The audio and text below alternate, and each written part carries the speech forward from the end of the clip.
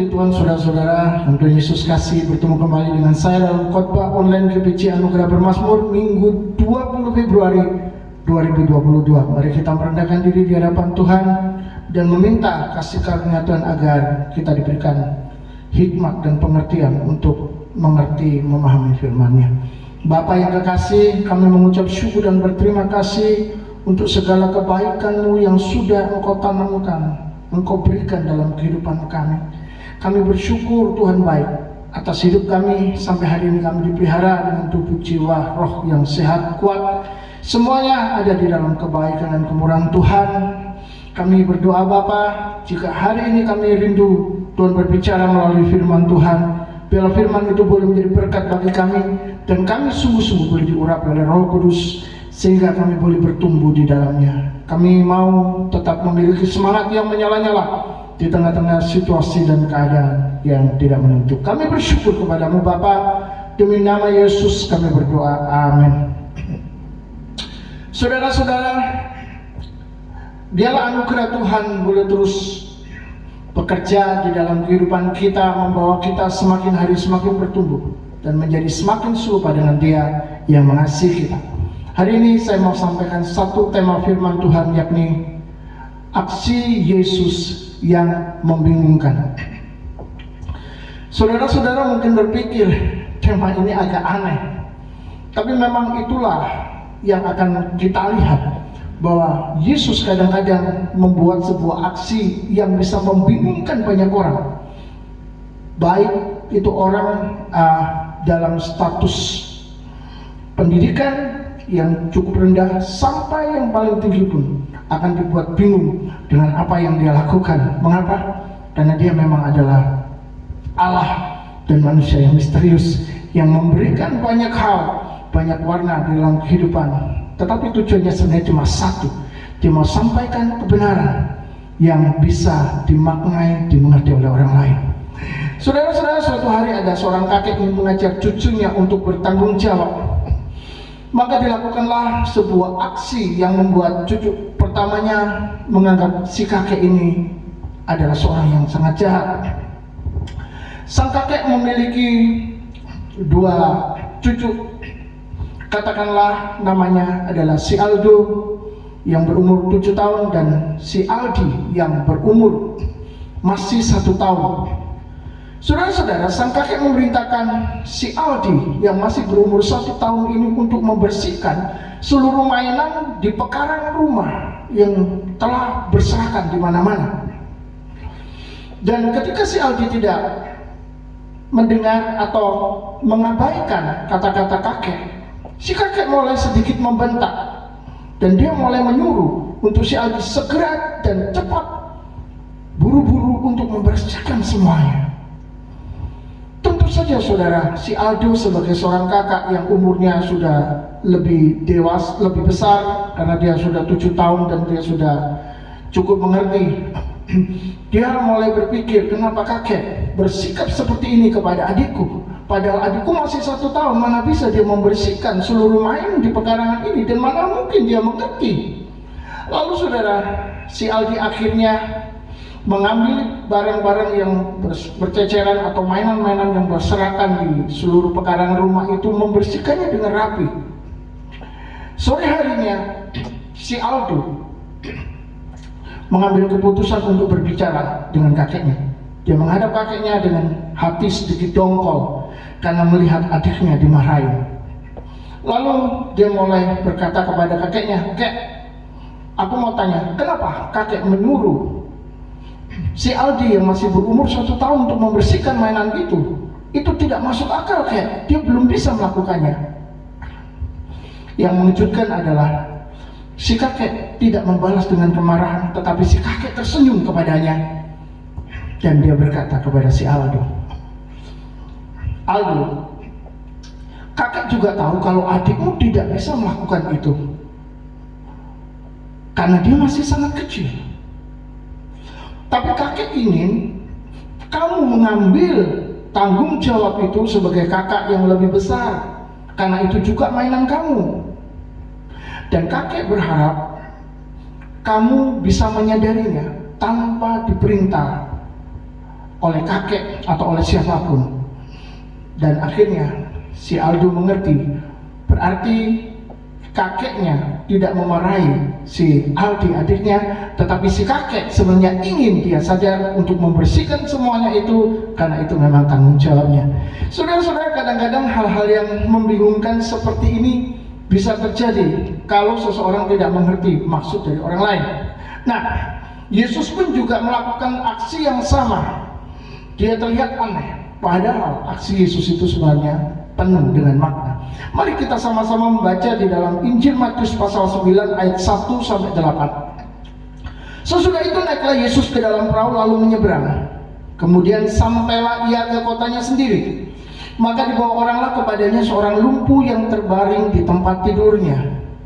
Ketika Yesus melihat iman mereka, berkatalah ia kepada orang lumpuh itu, "Percayalah, hai anakku, dosamu sudah diampuni." Maka berkatalah beberapa ahli Taurat di dalam hatinya, "Ia menghujat Allah." Tetapi Yesus mengetahui pikiran mereka lalu berkata, "Mengapa kamu memikirkan hal-hal yang jahat di dalam hatimu? Manakah yang lebih mudah, mengatakan dosamu sudah diampuni, atau mengatakan bangunlah dan berjalanlah? Tetapi supaya kamu tahu bahwa di dunia ini Anak Manusia berkuasa mengampuni dosa." Lalu berkatalah ia kepada orang lumpuh itu, "Bangunlah, angkatlah tempat tidurmu dan pulanglah ke rumahmu." Dan orang itu pun bangun lalu pulang. Maka orang banyak yang melihat hal itu takut, lalu memuliakan Allah yang telah memberikan kuasa sedemikian itu kepada manusia. Saudara-saudara, dari ayat yang kita baca ini, kita menemukan yang pertama adalah bahwa Yesus berada di kotanya sendiri. Padahal Yesus pernah berkata bahwa seorang nabi tidak dihormati di tempat asalnya atau di kotanya sendiri. Berarti Yesus saat itu berada di dalam sebuah medan yang cukup sulit. Ia tidak didengarkan di sana. Tetapi Yesus tetap ke sana memberitakan Injil. Yesus memilih hidup menderita, memilih hidup susah daripada hidup yang mudah karena kerajaan Allah.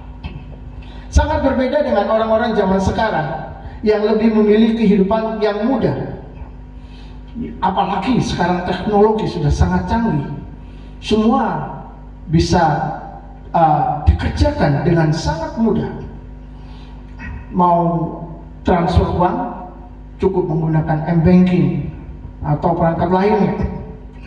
Mau tulis surat cukup SMS atau WhatsApp atau Line atau yang lainnya, pakai IG atau Facebook dan lain sebagainya. Sudah sekarang sesuatunya menjadi begitu mudah. Mau beli makanan tinggal pesan saja sudah melalui aplikasi GoFood atau yang lainnya, dan seakan-akan semuanya menjadi begitu mudah. Tapi pada zaman itu tidak bisa semudah itu, dan Yesus ketika diminta untuk memilih yang mudah atau yang susah, dia tetap memilih yang susah walaupun itu tidak membuat hidupnya nyaman. Tetapi dia melakukan itu untuk tujuan, untuk kerajaan Allah. Ada beberapa hal yang perlu kita lihat di sini. Yang pertama, ada seorang lumpuh yang tidak berdaya dibawa kepada Yesus. Entah berapa tahun dia mengalami penderitaan itu. Alkitab menuliskan bahwa dia terbaring di tempat tidur dan tidak bisa berdiri, tidak bisa membantu dirinya sendiri. Itu sebabnya ada orang lain yang berinisiatif untuk menolong dia untuk dibawa kepada Yesus agar mengalami kesembuhan. Saudara, beberapa hal menarik dalam kisah ini. Yang pertama, kita akan melihat bahwa Yesus ternyata tertarik dengan iman orang-orang yang membawa si lumpuh dan menjadikannya yang utama dalam kisah orang lumpuh tersebut. Hal pertama yang dilihat Yesus bukan si lumpuh, tapi yang dikomentari paling awal adalah iman orang-orang yang membawa si lumpuh datang kepadanya. Kalau di dalam sebuah cerita film, maka saudara akan melihat bahwa Yesus ini adalah pemeran utama. Tapi mungkin pemeran keduanya adalah orang lumpuh, karena dia yang mengalami jamahan dari pemeran utama, yakni Kristus atau Yesus sendiri. Baru setelah itu orang-orang yang tidak terlalu penting, yakni orang-orang yang membawa orang lumpuh itu datang kepada Yesus. Tetapi yang menarik di sini adalah Alkitab menuliskan bahwa justru orang-orang yang membawa si lumpuh itu datang kepada Yesus menjadi topik utama. Mungkin saudara tidak melihat, tapi kalau saudara perhatikan baik-baik, Alkitab menuliskan bahwa ketika Tuhan Yesus melihat iman daripada orang-orang itu, Dia baru berkata kepada si lumpuh, "Percayakah kamu bahwa dosa kamu diampuni, hai anakku?" Bahwa dosa kamu sudah diampuni. Jadi yang membuat Yesus berbicara kepada orang lumpuh itu adalah iman orang-orang yang membawa si lumpuh itu datang kepada Yesus. Dan ini adalah sesuatu yang sangat menarik, saudara. Berarti kita semua sekarang sedang dibukakan kepada satu pengertian rohani, yakni iman selalu menjadi perhatian Tuhan di dalam perjalanan hidup manusia. Dalam seluruh Alkitab, Tuhan menekankan perlunya iman seperti iman Abraham. Bahkan Tuhan memuji iman seorang perwira. Dia berkata, "Tidak pernah aku temui iman sebesar ini di antara orang Israel." Sekali lagi Tuhan menekankan iman dalam banyak manifestasi kuasa mujizatnya. Tuhan selalu berkata, "Jadilah menurut iman kamu." Berarti saudara, iman adalah hal terpenting di dalam kehidupan manusia yang percaya kepada Tuhan. Bahkan pada saat terakhir yang dilihat Tuhan adalah apakah masih ada iman di muka bumi ini, dan bukan harta, kekayaan, pelayanan yang bagus, dan lain sebagainya. Saudara-saudara, mari kita buka Injil Lukas pasal 18 ayat 8. "Aku berkata kepadamu, Ia akan segera membenarkan mereka." Ia di sini adalah Tuhan.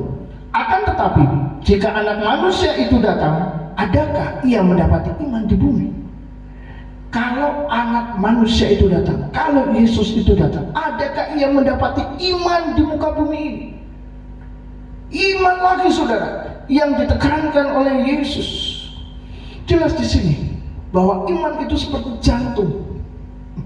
Ia tidak pernah berhenti bergerak, terus berdetak, saudara, mulai dari rahim, dari janin sampai akhir, batas akhir hidupnya. Jantung itu terus bergerak, saudara. Karena begitu jantung itu berhenti berdetak, ia mati. Itu sebabnya seorang dokter mengatakan bahwa jantung adalah organ tubuh manusia yang paling ajaib, karena dia tidak pernah berhenti bergerak. Demikianlah di dalam kehidupan orang percaya akan berhenti dan mati kalau sudah tidak ada iman di dalam hatinya kepada Yesus. Karena iman adalah dasar dari semuanya. Saudara-saudara, ibadah juga akan mati, bukan karena dilakukan di tempat yang kecil atau karena kekurangan alat-alat musik dan sound, atau mungkin karena tidak ada pemain penyanyi-penyanyi yang bagus di dalam sebuah gereja. Tetapi saudara, ibadah itu mati jika di sana sudah tidak ada iman lagi. Silakan saudara seseorang beribadah dengan sorak-sorai, dengan penuh kebanggaan, tapi kalau iman kepada Yesus sebagai Allah, sebagai Tuhan, sebagai satu-satunya juru selamat itu tidak ada, maka ibadah itu mati. Tidak ada bedanya dengan sebuah pertunjukan hiburan biasa yang bisa kita temui, saudara, di dunia hiburan lainnya. Saudara-saudara, Tuhan menekankan adanya iman, karena doa, pujian, aktivitas rohani apapun, sebagus apapun, tidak ada nilainya di hadapan Tuhan kalau tidak ada iman. Karena tanpa iman, manusia tidak pernah bisa berkenan kepada Tuhan. Dan tanpa iman, tidak akan pernah ada roh yang menghidupi setiap aktivitas rohani kita. Sekali lagi, iman adalah sangat penting menjadi perhatian Tuhan. Jadi, apakah ada iman di hatimu? Pastikanlah sendiri. Yang kedua, saudara, Yesus berkata kepada orang yang sakit lumpuh itu, dosamu sudah diampuni. Mengapa bukan sakitmu sudah disembuhkan? Atau seperti ayat yang ada di dalam Alkitab, bangun, berdiri, dan berjalan. Mengapa Tuhan berkata dosamu sudah diampuni? Mana yang lebih dibutuhkan si sakit, saudara? Dosa diampuni atau sakitnya disembuhkan? Jelas memang itu adalah dua hal yang berbeda. Dosa diampuni itu berkaitan, berurusan dengan perkara kekal dan rohani. Sedang sakit disembuhkan itu berkaitan dengan perkara yang fana dan jasmani. Apa yang Tuhan mau sampaikan di dalam perkara ini? Yang pertama, prioritas. Saudara-saudara, manusia seringkali mencari yang sementara dan kelihatan, ditambah lepas dari penderitaan dan bersifat instan.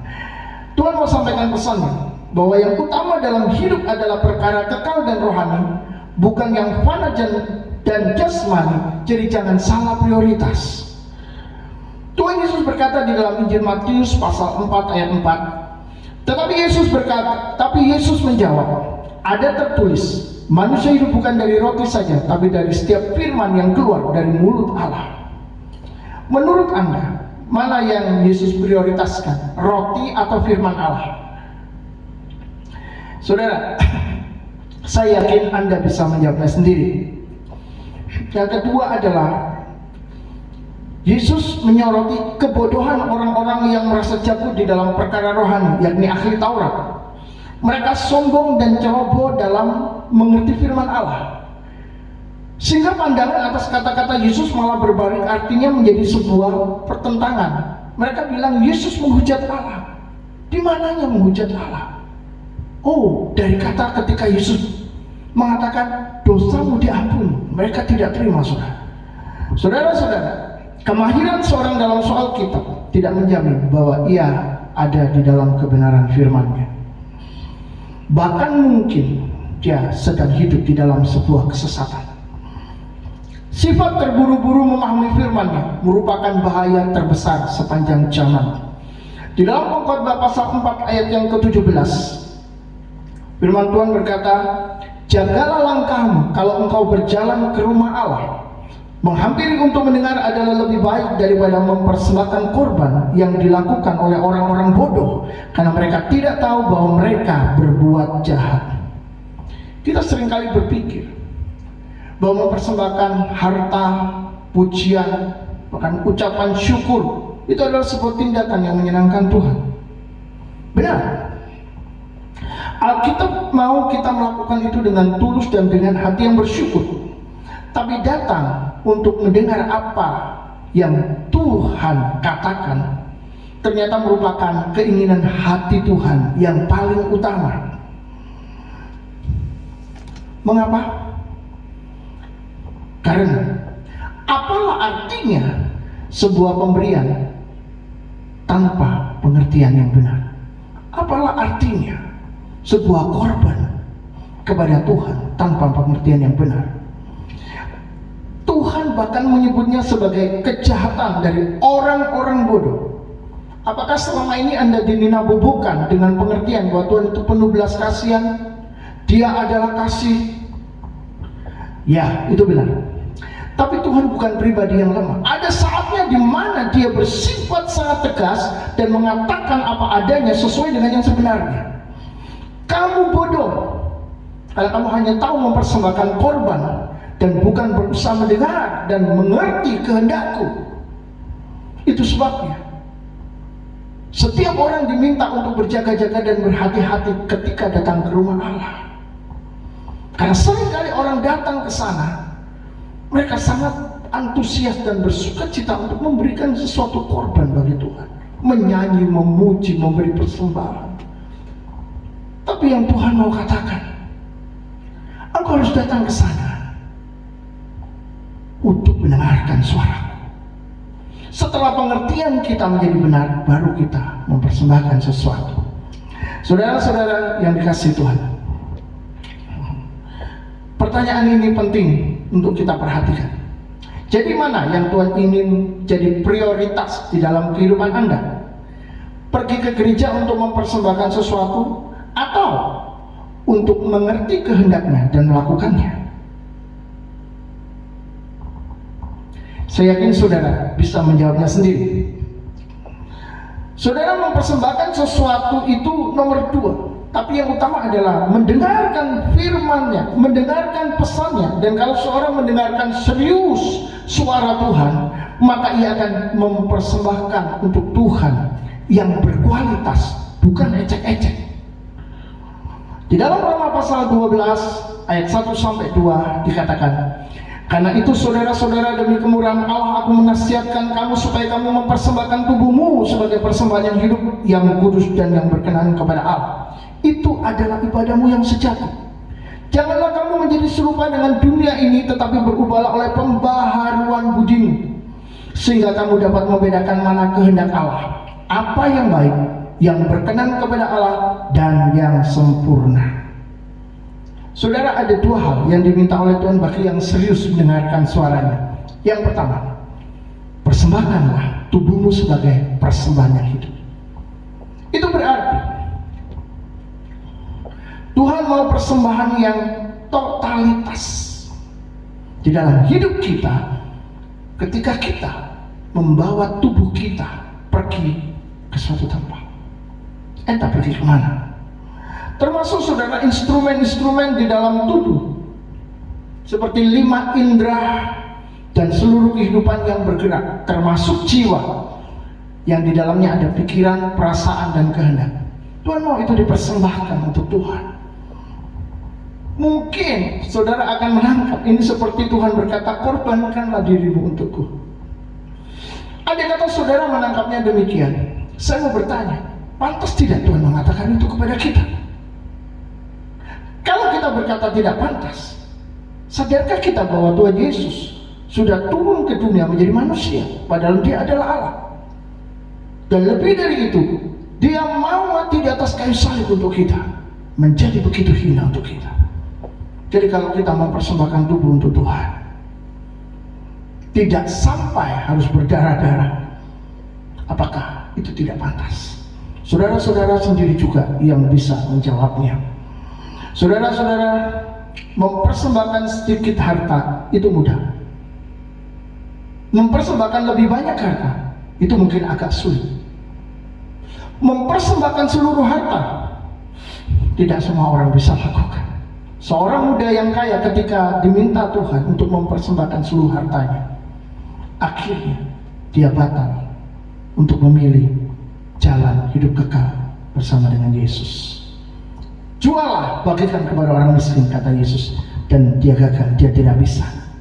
Lalu apa yang saudara pikirkan? Jika Tuhan sebenarnya mau kita mempersembahkan kehendak bebas kita, mempersembahkan keinginan kita, saudara-saudara, itu sesuatu yang berkenan kepada Tuhan, mempersembahkan diri kita. Tapi memang itu tidak mudah, karena kita punya keinginan sendiri, masih tinggal di dunia, masih punya banyak keinginan dunia. Ada kehendak bebas, inginnya bebas, tapi ketika diserahkan kepada Tuhan, itu jadi terbatas.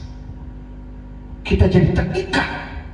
Tapi bukankah kita memang harus mengikatkan diri dengan Tuhan dan terus bertumbuh di dalamnya untuk mengalami kesempurnaan, supaya Kristus semakin nyata di dalam kehidupan kita? Jika tidak, itu tidak mungkin bisa dilakukan. Saudara-saudara, itu merupakan sesuatu yang berkenan bagi Tuhan. Yang kedua, jangan kamu menjadi serupa dengan dunia ini, tapi berubahlah oleh pembaharuan budimu. Ya. Memisahkan diri dari dunia, meskipun masih tinggal di dalam dunia. Ini sesuatu yang sangat sulit. Apakah saudara suka mendengar hal ini? Atau rasanya sangat berat dan tidak mampu? Tuhan mau kekudusan umatnya yang berarti rela terpisah dari kebiasaan dunia yang berbeda dengan kebiasaan kerajaan Allah.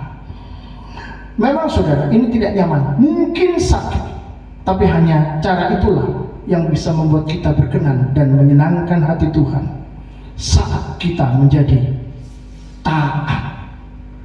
Saudara-saudara, Tuhan menghendaki pertumbuhan ke segala arah dengan mata yang terus memandang kepada Kristus. Ada banyak rasa sakit yang akan kita alami saat melakukan itu, tetapi itulah kasih kepada Tuhan yang sesungguhnya. Karena ada banyak anak-anak Tuhan sering kali menyanyikan lagu ini. Aku mengasihi Engkau Yesus dengan segenap hatiku. Aku cinta Yesus dalam sekali. Yesus ku cintakan.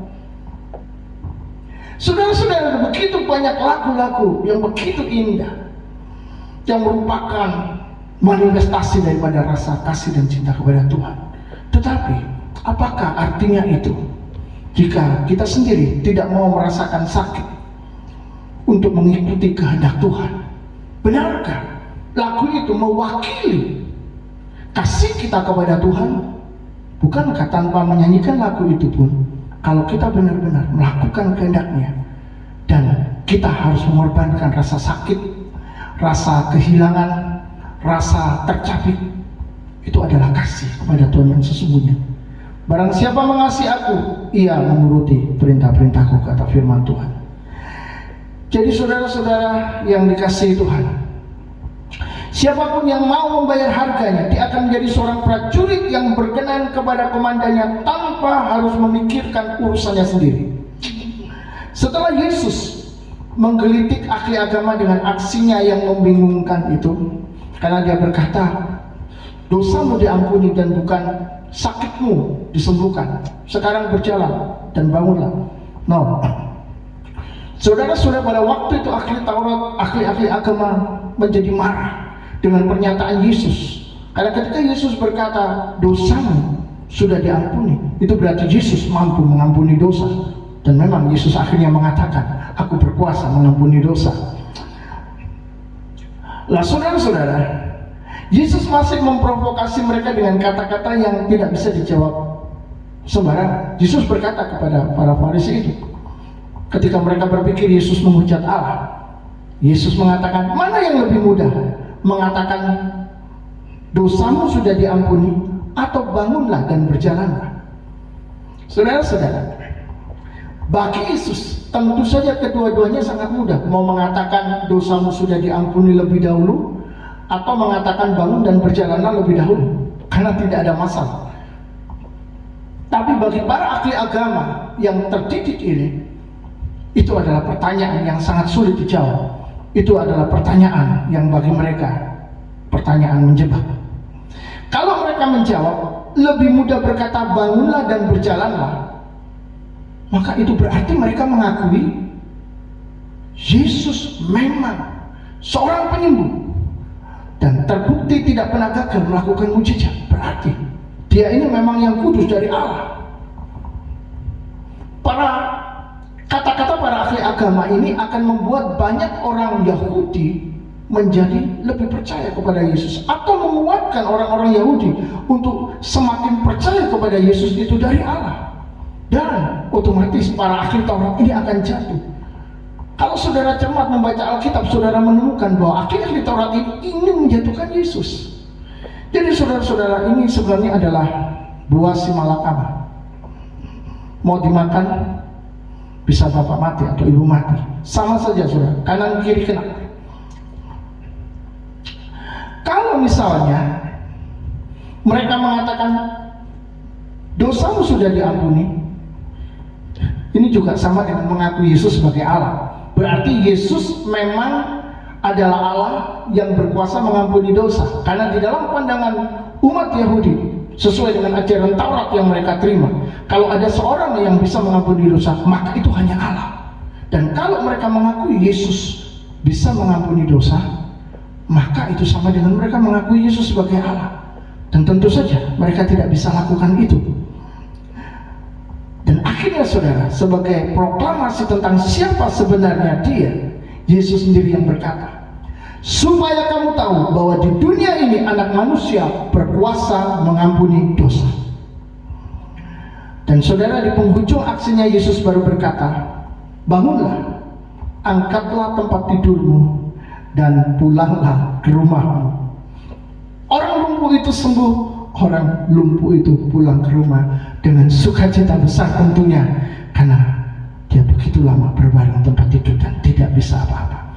Saudara-saudara, persoalan apapun bagi Yesus adalah sangat-sangat mudah, karena Yesus adalah awal dari segala sesuatu. Dia adalah sumber dari segala sesuatu. Kalau dia tidak ada, maka segala sesuatu tidak ada, kata firman Tuhan. Tapi Yesus ingin memberikan pengajaran yang bisa membuka mata orang-orang buta. Maksudnya adalah buta hatinya, supaya mereka bisa melihat siapa sebenarnya Yesus, supaya mereka mengenal, supaya mereka tahu bahwa Yesus mampu mengampuni dosa, berkuasa mengampuni dosa. Tentu saja saudara, pelajaran hari ini untuk firman Tuhan tamat, dan saya percaya firman Tuhan akan terus menguatkan kita untuk melihat dan semakin mengenal siapa Tuhan kita Yesus. Amin. Puji Tuhan, Tuhan memberkati.